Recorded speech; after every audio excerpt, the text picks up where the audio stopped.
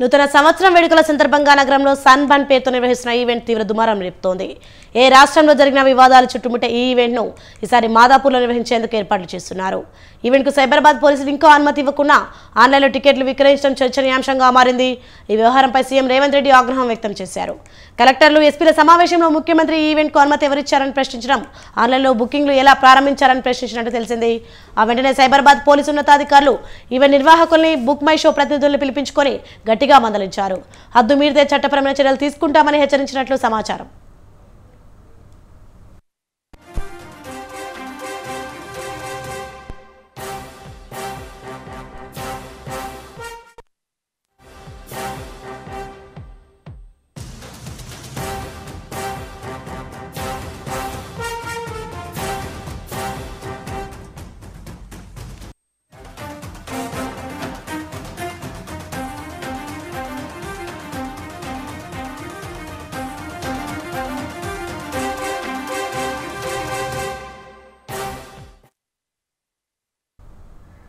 Breaking news చూస్తున్న నూతన సంవత్సరం వేడుకల సందర్భంగా నగరంలో సన్బర్న్ పేరుతో నిర్వహిస్తున్న ఈవెంట్ తీవ్ర దుమారం రేపుతుంది. ఏ రాష్ట్రంలో జరిగిన వివాదాలు చుట్టుముట్టే ఈ ఈవెంట్ను ఈసారి మాదాపూర్లో నిర్వహించేందుకు ఏర్పాట్లు చేస్తున్నారు. ఈ ఈవెంట్కు సైబరాబాద్ పోలీసులు ఇంకా అనుమతి ఇవ్వకుండా ఆన్లైన్లో టికెట్లు విక్రయించడం చర్చనీయాంశంగా మారింది. రైట్, ఇదే అంశంపై మరింత సమాచారం మా ప్రతినిధి పవన్ ఫోన్ లైవ్లో సిద్ధంగా ఉన్నారు అందించడానికి. పవన్,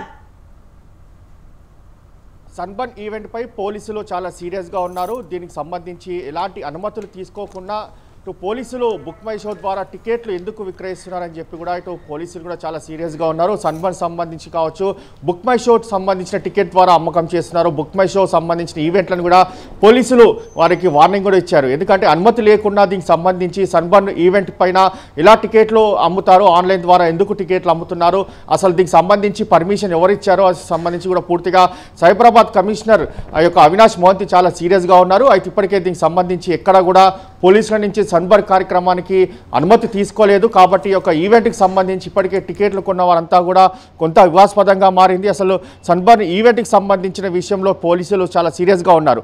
మరోవైపు చూస్తే మాత్రం నూతన వేడుకలకు సంబంధించి ఇటు న్యూ ఇయర్ సంబంధించి చూస్తే మాత్రము పోలీసులు చాలా ఆంక్షలు కూడా విధించారు. ఎందుకంటే ఏదైనా ఈవెంట్ నిర్వహిస్తే మాత్రము కంపల్సరీగా పోలీసుల పర్మిషన్ తీసుకోవాలి. అది కూడా ఈవెంట్ సంబంధించిన కెపాసిటీ కావచ్చు, టికెట్లు ఎంత పెద్ద మొత్తంలో విక్రయిస్తున్నారు, అయితే యొక్క కెపాసిటీ పెంచి యొక్క టికెట్లు విక్రయించరాదు.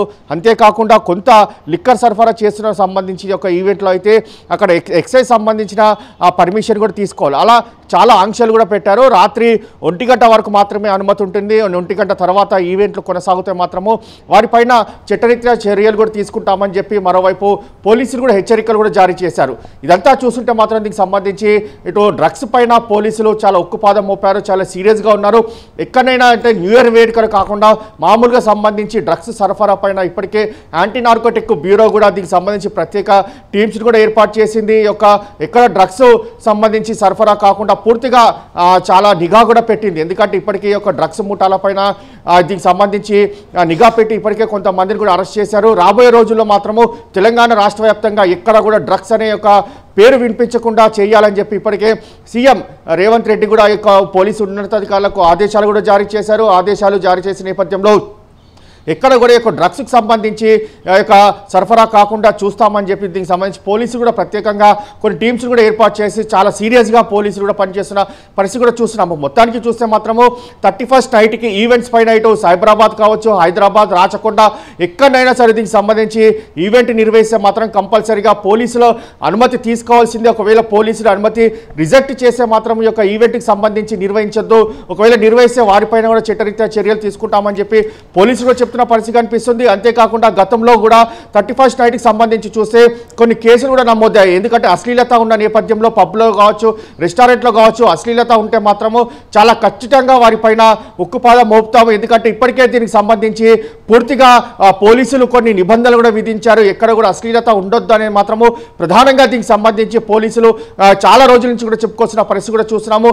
ఈసారి మాత్రం అలాంటి అశ్లీలత ఉండకుండా పూర్తిగా దీనికి సంబంధించి ఈవెంట్ ఎవరైతే నిర్వహిస్తున్నారో వారే చట్టరీత్యా చర్యలు తీసుకోవాలి, దీనికి సంబంధించి వారే పూర్తిగా నిబంధనలు ఉంచుకోవాలని మాత్రం ప్రధానంగా దీనికి సంబంధించి పోలీసులు కూడా వారికి హెచ్చరికలు కూడా జారీ చేసిన పరిస్థితి చూస్తున్నాము.